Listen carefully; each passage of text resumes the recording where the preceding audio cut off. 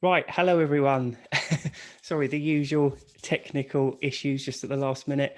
Hope everyone's doing well tonight. So tonight I've got Kate and Mandy from Love Sober on. So welcome both of you. I was trying to think, we sort of first got to know each other properly, didn't we, at the beginning of lockdown when we were doing sober sessions. So we weathered this entire thing. It must be coming up to a year now, mustn't it? No, it's Extraordinary. crazy. Yeah. I think we first met you. It was at Soberistas. It was at a party. It was at that party, wasn't it? That Yeah. was, God, That was dear me. 3 years ago. Must have been. Well, that was before, yeah. That was For before. me, everything's like before or after lockdown. Yeah. That was obviously in the world before lockdown. Yeah. Yeah, life before lockdown. Excellent. Well, look, thank you for joining me. So, do you want to introduce yourselves and sort of have a little chat about what you do and how you got to where you are today? Yeah. Sam, go on, man. You kick off.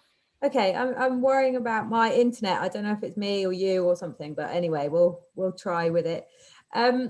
So my name's Mandy Manners, obviously. So I am a sobriety and wellbeing coach and author, and I guess we'll talk about the book in a moment. In regards to my story, we always say, don't we, we've been on the sober journey for about 8 years now. It hasn't been a straight shot. I guess like a lot of people in the UK, certainly, and seems like kind of our generation, I started drinking when I was about 13, 14, grew up in the countryside, wasn't much to do apart from kind of go to the park and get a bottle of cider, and that was our kind of social interaction really, and how what we did. There wasn't much else to do, and you know, it was very socially acceptable. It was kind of, you know, binge drinking. I was very much into kind of music when I was younger, so very much into kind of Brit pop and going to gigs, and then that kind of went on to going to festivals and into dance music. And you know, I guess, yeah, it had always been a social lubricant. I was quite anxious and not very confident, and so I kind of used alcohol to, you know, prepare myself for a night out, and at the, you know, and it kind of worked for a while until it stopped working. I had kind of quite a traumatic experience when I was 18, which I kind of packed away in a box and didn't talk to anyone about for probably about sort of nearly 15 years. And yeah, then I moved to France when I was 25, and pregnant with my daughter. And I guess that's when my relationship with alcohol kind of changed. I was a young mum. I was kind of in a different country, didn't have any support. And a lot of those kind of feelings of anxiety and also kind of the trauma I hadn't dealt with, I guess, kind of surfaced at that point. And then I had my son. So I had 2 kids under 3. So they're 19 months apart. And yeah, alcohol became kind of my friend, my comfort, the thing I did in the evening. You know, I would sit on social media and be scrolling Facebook and missing, you know, what was going on in England and living in another country, and kind of trying to sort of keep those bonds, I suppose, through, you know, drinking. And we used to sort of cheers each other, you know, with a glass of wine, and it was all seemed very normal. You know, I thought I was doing the same as all my friends, but you know, for me, it was waking up at 4 a.m. and feeling really ashamed.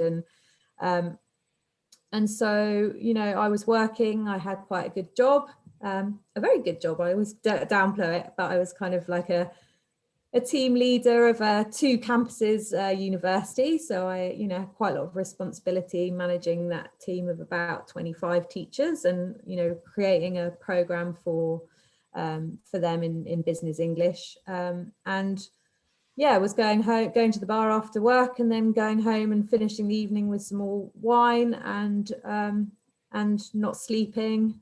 And I kind of had a bit of a burnout, and went to my doctor, and he was like, right, you know, let's try some antidepressants. You're obviously not doing very well. You need to cut down on your kind of your work schedule. And, you know, I didn't have any support for the kids. And yeah, no one really talked to me about alcohol at that time.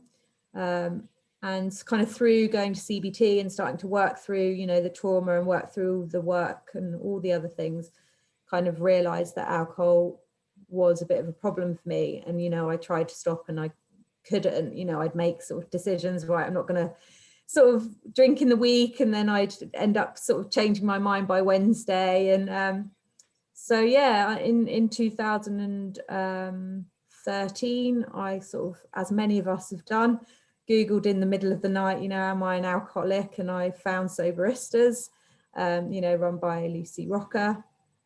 And I logged on and I just wrote a message saying, you know, I think I'm done. I've told my husband I want to stop drinking. And so after about 3-4 months of trying, I stopped in about the April, and I did a year. And then like my mental health improved. You know, I was feeling really good. I decided to quit my job. We left the city, we moved to the seaside, and I was like, right, that's it. You know, I'm better. And I'd had this kind of image that, like, you know, if I was better, that meant that I would drink a little bit, because that's what normal people do. So this really strong connection between being normal, I don't have trauma anymore, I don't have mental health problems, and drinking like a normal person. And so after a year of not drinking, I drank again. And, you know, it was never the same. I wasn't in that kind of depression, but it just never felt good. And so I went back and forth for about 2 years. And then finally in August 2017, I was like, you know what, I'm done. Like, this just doesn't serve me. I don't enjoy it. It's poisoning me. It doesn't help my mental health. I'm better than this, really. It was that kind of sense of I deserve more, really. And so I quit for good. And yeah, so that's how I arrived where I am, and then got really curious about my own journey, and then wanted to kind of help other people. And so, yeah, I'll let Kate kind of introduce herself and her story a bit. Oh, thanks, Mand. Right, so shall I go then? Yeah. Yeah, go on. Alrighty. So I'm Kate Bailey, and I'm the other half of Love Sober with Mandy. And yeah, we do Love Sober podcast. We're coaches. I'm a sobriety and wellbeing coach as well, addictive behaviours specialist, and I work in the area of grey area drinking. You know that. So this is something I think we've really come to in the last few years, moving away from that sort of rock bottom kind of sort of rehab recovery kind of alcoholic kind of stereotype to that sort of almost, I would say almost like every woman kind of version of drinking that's been so normalized in British culture. And it's sort of definitely kind of where I was. I'm similar to Mand, you know, I'm a bit older than Mandy, so I sort of hark back to the 80s. So I was a snake biting black girl down Portsmouth Polly, smoking rollies and in the mosh pit, like really, they're classy. And then, yeah, it was just that sort of early, and then the 90s kind of wine bar, Sex and the City thing. I was a journalist. It was completely normal to go out and get absolutely wankered at the end of the working day, you know, as we did. Even in the middle of the working day sometimes, you know, it was very sort of boozy being a journalist in the 90s. And it, for me, I just think now I've got a different view on it now in hindsight, and also having been on the sober journey for about 8 years. Like I said, like Mandy, it was sort of a bit stop and start, so I'm coming up about 5 years continuous, but had most of those 8 years was sober.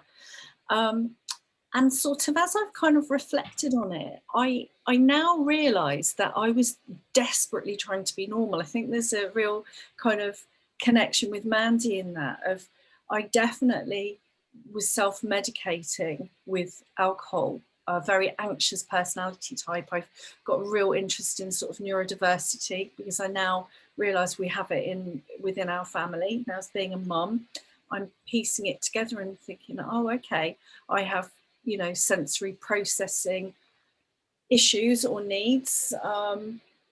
And life was just quite difficult, I think, you know, in terms of that being, you know, that sort of anxious teenager. I had a few adverse childhood experiences, but I was sort of fiercely, again, I think I was that sort of Thatcher generation where I was really quite ambitious, and I really wanted to kind of be normal, and I wanted to be successful. And I just got really good at pretending that everything was just okay. Like, no, I'm fine. No, really, I'm absolutely fine. And I always say, I don't know if you remember, William, that Keeping Up Appearances with Hyacinth Bouquet. Do you remember that? I do. That's what I was do. like growing up in the 80s in my household. It was like, Yeah, we're staple diet middle of class, TV. Yeah.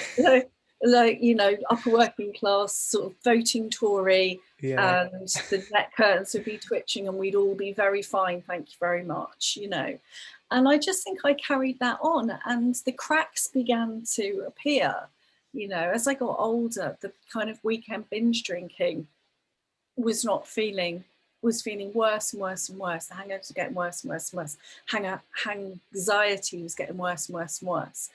And like Mad, I think one of the reasons why we wrote our book, and that we connected, and that we work with women and mums primarily, is that once again that sort of change of, you know, that rite of passage to motherhood was like an unholy shock. And I was left with all those old coping strategies, a big one coping strategy being kind of booze, to relax myself, to socialize, to commiserate, to celebrate. It suddenly felt really, really, really bad. And it was like, okay, well, I can't, because I've got children, I've got a baby. I can't actually get out of the house. I could hear, I was living in Brighton at the time, and I lived on the seafront. And I have this vivid memory of being there. My husband was working late in London, and I could hear people in the pub garden. I'm going to laugh now. I don't know why it's not funny, but I could hear all the revellers kind of having a kind of their party in the garden, and I was stuck in. And I was just like, you know, I just was like, fuck, my life is literally over. I was like, Yeah. and so yeah, there was this big disconnect between, you know, the where I was then.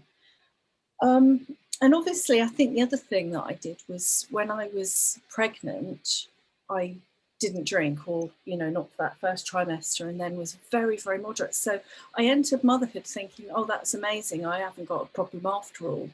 And then obviously after a couple of months, 2-3 months, stopped breastfeeding, and then it's like, way, you know, like let's get back to me and who I am and who I was. So the whole thing felt like a real kind of splintered disconnect, really. Yeah, and that sort of mixture of kind of that socially normative binge drinking that we were all doing, but also self-medicating and anxiety. So that's really kind of what led up to me, and constantly feeling like, actually, there's something not quite right here, but I'm not quite sure what it is, because it kind of looks normal. Do you know what I mean? So it's quite interesting that you said, both of you, about parenthood, because it's kind of weird with these things, because it's often trying to piece it together in hindsight. But looking back, my drinking changed dramatically when we had children. And I think I kind of just struggled, because again, this is something I got out of your book, but I think looking back on it, I really struggled with that transition to parenthood. And I think the drinking kind of took on a slightly different edge, because when we were first married and we didn't have children, I could just drink loads and then spend the rest, you know, like Saturday or Sunday, just sitting around watching TV and not really doing much of anything. But when you have children, you can't do that. yeah. So suddenly the entire dynamic changes, doesn't it? Because with children, I mean, I always think the two things you need more than anything are energy and patience. And alcohol just robs you of that completely, doesn't it? So it just, Yeah, totally demolished me. But something else I thought was quite interesting was that stop-start thing you were talking about, because I think a lot of people, when they start to question their relationship with alcohol, they don't want to stop. They want to moderate or cut back a bit. And they have this perception that if you drink less, you can get the good without the bad. Yeah. But of course you can't. And Yeah. I think that's quite a common dynamic. I think people stop for a bit, think they've reset, and so they can go back to normal, which they then can't. But also, having tasted sobriety, I think you then have a comparison about how good you can feel when you're not drinking. Yeah, I really agree with that. And I also think that, I know for me, that was a really difficult part of it. It was like I'd done a year, 13 months, I think, sober. And then I really thought I'd reset. And, you know, that we've talked about it before. I think me and Mandy, we thought we're the only, the one person to get away with it, despite everyone going, saying, no, it's a really bad idea. We're like, no, but not for me. Yeah. I'm that one person. Yeah. And it was hugely demoralizing, because although I think there was a lot of learning in there, that sober momentum, once you've broken that, that's really, really difficult to get back, because also you might not have reached that sort of the kind of opportunity and misery colliding that gives you that impetus to stop. And so you don't want that impending doom of getting that far again. But so therefore you haven't got that strong move away from goal pushing you. You haven't got the stick pushing you, but also because you've not, you've undone the mindset and you've gone back, you haven't got the good stuff or the carrot either.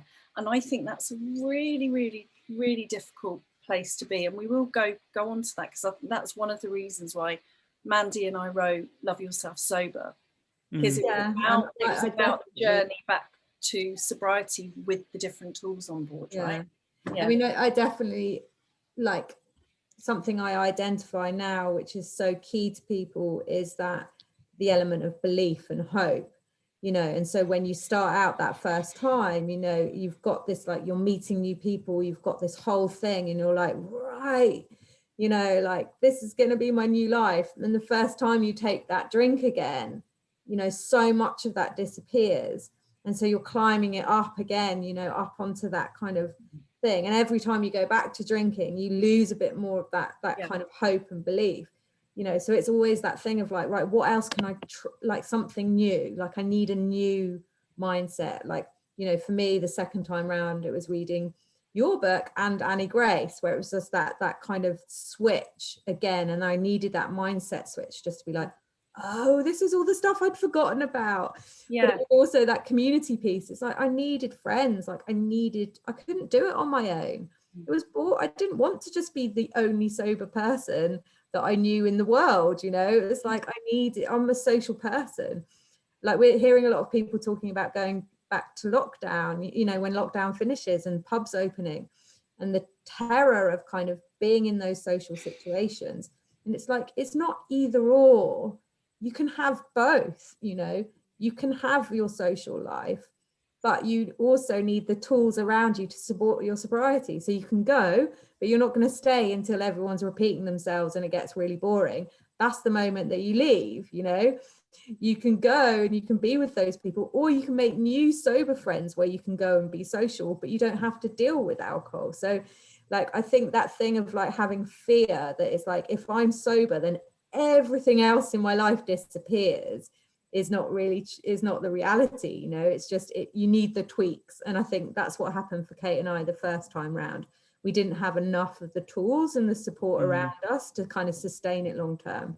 Well, it's interesting, isn't it? Because as we go on and we sort of talk about, what is the toolkit and how important the toolkit is to staying and loving sober. And I definitely didn't have that after that first year. I think I'd stopped, but there was all the old bad habits had crept back in. So even though I was sober, it was like I wasn't physically picking up a drink, but I had zero self-compassion. I had no boundaries. Like, I was forcing myself to commute up to London, feeling exhausted, was in a bit of a toxic relationship at work, which needed to come to an end. There was so many. I hadn't discovered the self-compassion piece, which I needed to. And to be honest, and this is something as well that I had in my head when I first went sober, was that if I'm sober, that's going to be like a magic wand to everything, and then I will be perfect Kate. And it wasn't that, and I didn't want to admit that, because I was still vulnerable almost to some of the mental health stuff. So, you know, one thing that now I'm open about is the fact that I'm on antidepressants, and I'm like, thank God for that. And it's like that doesn't matter. It doesn't mean that I failed at my sobriety and somehow my toolkit isn't that. You know, like, I do yoga, I go on all walks, I practice self-compassion, I have a great work life with Mandy, I have community. So it's like, you know, I have all of that, but it's like Mandy was, it's like insulin for the brain, you know, if I was a diabetic. So, and that was really part of it, was actually going, oh, okay, and some kind of form of medication for, you know, the nervous system regulation or my mental health is like a really important part of it. And that's wicked. That all goes together again. It's not like, oh, either or yeah. So sobriety is going to help everything massively, obviously, because it is, you know, alcohol is devastating to your mental health and it's never the right tool. But it doesn't mean that you might not have to continue that investigation and get that part of your toolkit. Yeah, I think quite often with these things, alcohol or a drug addiction is often like, I think I mentioned it last week on the live, but it's like those Russian dolls where you kind of strip them away, and you, on the outside, for most people it's alcohol or drug addiction, and then you open that, and if you're lucky, that was your problem, and your sleep gets back together and your brain chemistry gets back to normal and you're fine. But for other people, there might be something else under there, like some kind of compulsive behavior or mental health issue, and then you might peel that away and there's something else under it. But I think the key is, whatever it is, you have to go through layer by layer, and you have to get through that outer layer to really drill down. Because, I mean, tell me if I'm wrong, but it's quite often the case where you can't drill down and find out, actually, this is the problem, and perhaps this pill will actually genuinely help me, when you're constantly drinking. Yeah, I mean, we always say that it's like, you know, it's like when you remove alcohol, you can see and you can hear what you really need, you know, and that might be in your relationships, and it might be like, wow, like, actually my best friend is super toxic and talks to me really meanly and really is not, you know, nice about to me, or doesn't do my self-esteem any good. Or it might be the fact of like, you know what, like, things happened to me and they were painful. And when Kate talks about the sort of self-compassion part, it's that kind of allowing yourself to investigate that you're not perfect, and that doesn't matter, you know, and that we're all beautifully broken, and that's okay, you know. And it's like, so what do I need to support me, rather than me trying to do it all on my own? And that can look in totally different things for every individual person. I mean, for me, like, seminal thing was reading Bryony Gordon's book about mental illness, and it was like, oh wow, like, okay, like, it doesn't matter that I have depression. Like, I don't have to be embarrassed or ashamed, you know. It doesn't matter that things have happened to me and they have been challenging, because I'm a human being. And, you know, and so when you can get that on board and start sort of talking to yourself compassionately and being like, you know what, it's all right, sweetheart, like, you had some bad stuff, you know, but we're working towards it being better. And the first thing we're going to do, and Kate always says this, you know, the fundamental building block of self-care is removing alcohol, you know, and then we can start looking after ourselves. And then then that clears the space to say, what do I need? It clears the space to ask better questions and to find better solutions, essentially. And we can't hear that if we're pouring gasoline on it and numbing out. We simply can't. And you know, we all talk about you know, part of how we work with people is, you know, identifying core values, for example. And once things make sense in a values way for people, that can be a real power ball. And I know for Mandy, who says like the rebellion piece, you know, when she started to look at alcohol in terms of marketing and the societal piece and a feminist piece, that was like, right, I've really got some fire in my belly. And for me, once I had connected it with well-being, self-care, you know, I was doing shitloads of hot yoga, you know, it's just that I was also getting pissed and I couldn't really benefit from that. And once I could kind of go, oh, right, it's not about just quitting something. It's not about self-denial. It's actually my well-being. It's about me being present. It's about me being, you know, really living my life. Yeah, that started to really make sense to me, that self-care piece, you know. Yeah. Yeah, that one thing I did want to talk about. So I quite often mention how drinking impacts sleep. So that's one of the big things. And then people then are very keen to quit drinking because it helps their sleep and then they wake up feeling good. But again, this is one of the things where it's almost like the Russian doll, because for some people, the problems with their sleep is alcohol and sometimes it isn't. How did you both find, because Mandy, you were mentioning waking up at 4 a.m. when you were drinking. How's sleeping going for you since quitting, both of you? Yeah, it was not great, but I mean, sleep was probably one of the reasons why I did drink. You know, it was my sleep aid, and I think actually I always self-medicated sleep issues from a very young age. I mean, going all the way back, I was really frightened of, you know, of the dark, and I had loads of nightmares. So it's always been something for me. So, you know, it started with smoking weed. I, you know, would smoke weed like ever since I was kind of 13, 14. That would be what I did every day, and that helped my sleep. And then, you know, and then it was alcohol and wine, you know, and not kind of consciously, but it was that thing. I'd knock myself out. And obviously, because I had, you know, quite sort of significant trauma at nighttime, that really impacted my kind of hypervigilance and my ability to sleep. So it became very much part of that. And, you know, that's still something that I'm working on. And I had to really look at that and make a kind of, I guess, a kind of pact with myself that was like, I might not sleep well, but when I do, no, that's not, I might not sleep a lot, but when I do, I sleep well, you know. And what was happening was that, you know, I would knock myself out and then I'd wake up at 4 a.m. and I wouldn't sleep again, and I'd be exhausted and I'd be, you know, have full of shame and feeling really awful and have no patience with my kids, you know. And so I still might not sleep a lot. But I, you know, when I do sleep, it's quality sleep. And, you know, so, and sometimes, I mean, the majority of the time I sleep well now, you know, and it's still something, you know, I'm doing EMDR, I'm working through complex trauma, so it's normal, you know. But yeah, certainly when I do sleep, I sleep, you know, it's quality, and I really appreciate that, and I would never jeopardize that with alcohol again. Yeah, for me, I mean, sleep was horrendous when I drank. Well, that's one of the reasons. In fact, that was the reason my husband cited to me when I first started to talk about stopping. He sort of basically said, you haven't got a problem with drinking, it's just that it ruins your sleep. Bless him and his ignorance. It's like, no, really I have, but you know, bless you. Let's have a little chat about yours, shall we, if you think I haven't got a problem. But with my sleep, it's interesting because I can go in and out of it, but it's a very useful barometer for me.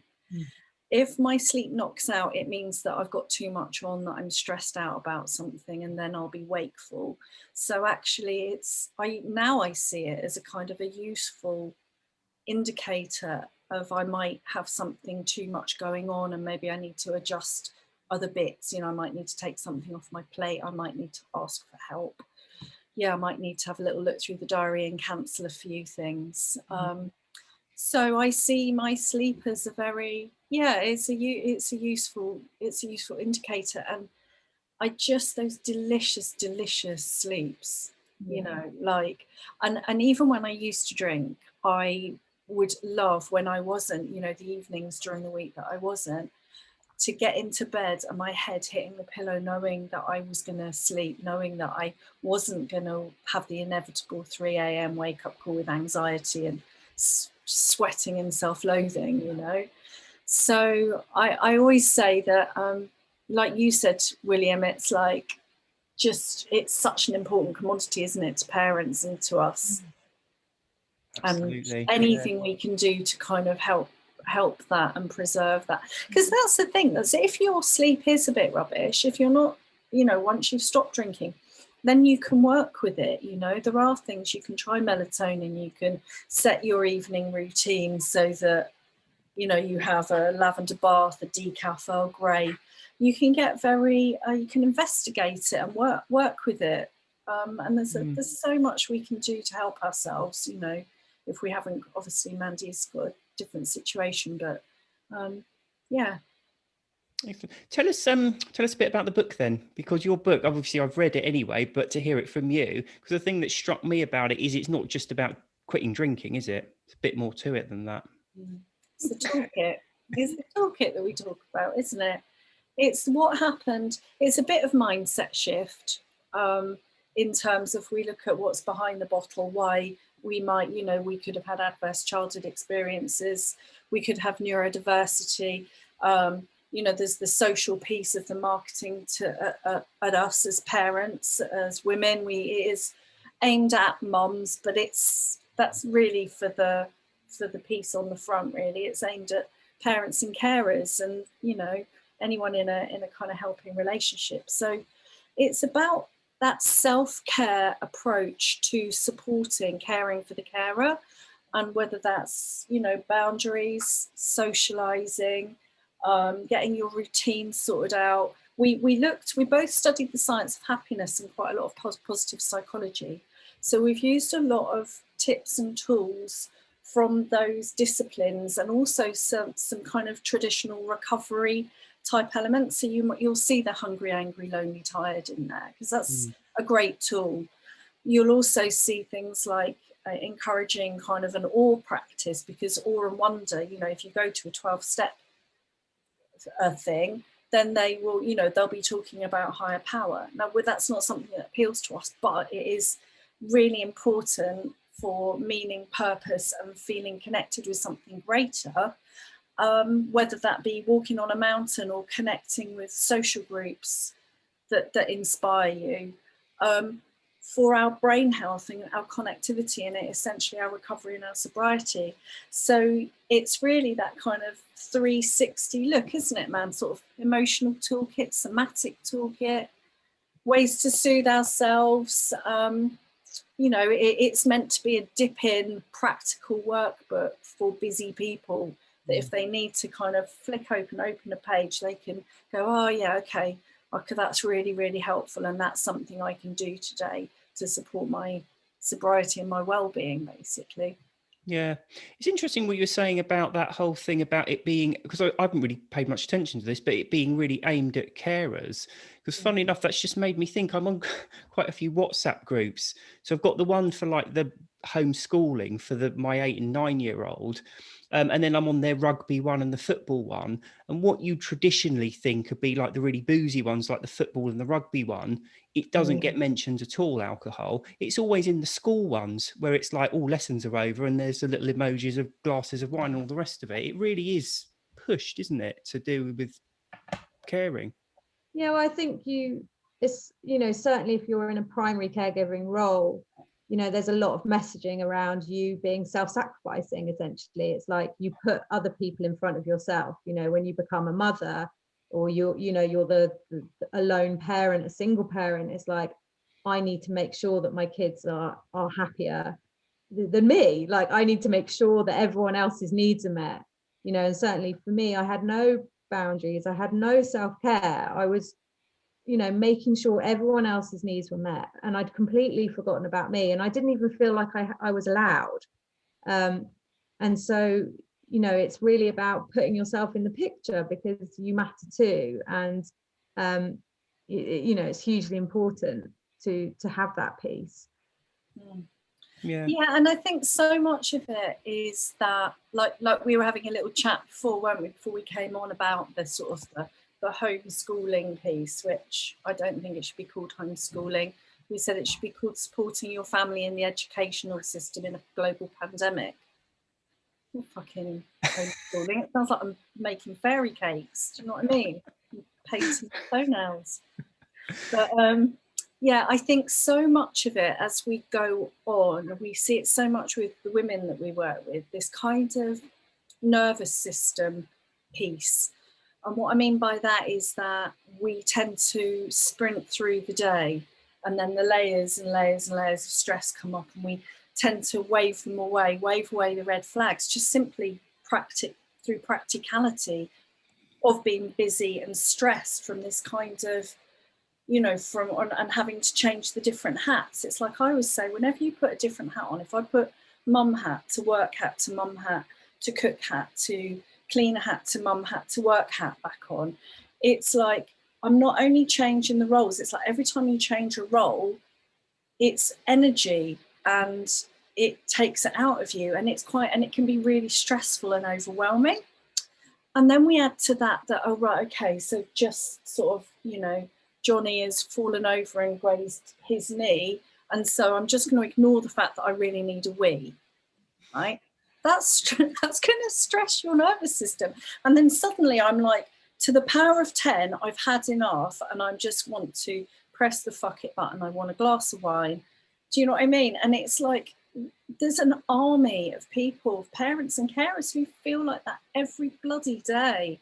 And so that is why this sort of care for the carer, it's like, okay, how are we going to stop? How are we going to take that pause, drop the rope, collect ourselves, find tools to calm our nervous systems so that we can not be in that reactive space, which is just primes us for going headlong towards that bottle of wine. And so much is about managing that stressful state. I think it's a mix, isn't it? It's having all of the kind of mental tools on board, but when we are run ragged, we can't necessarily always access the common sense.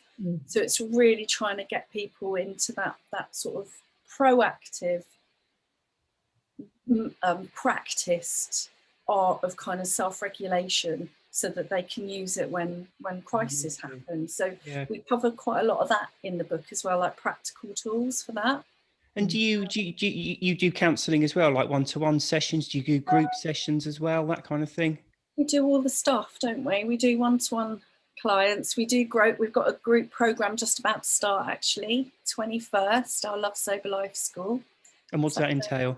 3-month program, so 12 weeks. And it's video content with lots of tips and tools, resources. And then we have a live coaching call feedback session on a Sunday afternoon. And that's starting on the 21st, did you say? And that's starting on the 21st. Mand, I can see you want to say something. No, not at all. I'm concerned about my internet connection, so I'm staying quiet, because I'm like... Maybe that was it. I was like, I think I've got a bit tired because it's quite late for us to be doing. It's beyond our bedtime, and I've suddenly realised I've got a bit hyper. No, shut me up. Yeah, no, it's I don't know how I got into doing an 8 o'clock live every Friday. I just fell into this habit. It's 9 o'clock for me, so I'm like, of course, in Paris. No, I mean the Love Sober Life School is really for those people that, like, you know, it's not for first timers. We do have like a course for that as well, but this one is really for either people that have done some sober time and then they've, you know, gone back to drinking and they want to recommit, you know, and so it's really about that kind of making friends, building a life that looks great for them sober, or people that are already sober but now they're kind of in that, like, what next, like, what do I get out of this? Yeah, so it's really for those. We work with a group of women. It's the 3rd time we've run it, and it's been really successful. And it's great. And I think the main thing is you get to know people really well, and so you have that kind of core group of kind of sober sisterhood, which can be so important for people. I always say it's like sober NCT, you know, when you you might be at some station so that you will face those kinds of things, you know, together. It's important, yeah. And all the information's your website, which is www.lovesober.com. Excellent. And you know, I just wanted to say that one thing that has always helped me all the way through is something that you wrote in one of your, I think the first Alcohol Explained, and you, because I was such a serial, keep going back, keep testing it, you know, for a good 2 years from my first kind of big block of sobriety. And I picked up your book and it said, once it's soured, it's soured. Oh, yeah. And I was like, you know what, the amount of people that I've said that to, and I repeat that because when they start to question, and it's like, no, what you're looking for is gone. Once it's soured, it has soured, and you'll never be that light-hearted, carefree drinker, because that's what you want to be, and that's gone. So the very best you're going to get is really having a bit of a shitty time trying to moderate it. We're not going for that. We're going for the gold of freedom now. Freedom, yeah. Excellent. Well, look, thank you so much for coming on. It's been brilliant. Really nice to hear from you. Thanks for having us. Pleasure. And what's next for you guys? You doing the same thing, are you? Sort of we are working on another book proposal. Yeah, we can't say any more. And also, you know, we're now training coaches, so we created a course in a certification in addictive behaviors coaching. So we're working with a coaching academy. So if certified coaches, they can come and become specialists in this area of kind of habit change, behavior change. So that's a really exciting project as well. Oh, that is exciting. Excellent. And when are we going to hear more about the book, or do we just have to wait and see? We have to wait and see. That one is available worldwide now. That one's available on we can't say Amazon, can we? Because Amazon is the devil, but it is available there. I don't know where you bloody get it though, because all the bookshops are closed. I'm only on Amazon. If people don't get it on Amazon, they don't get my books.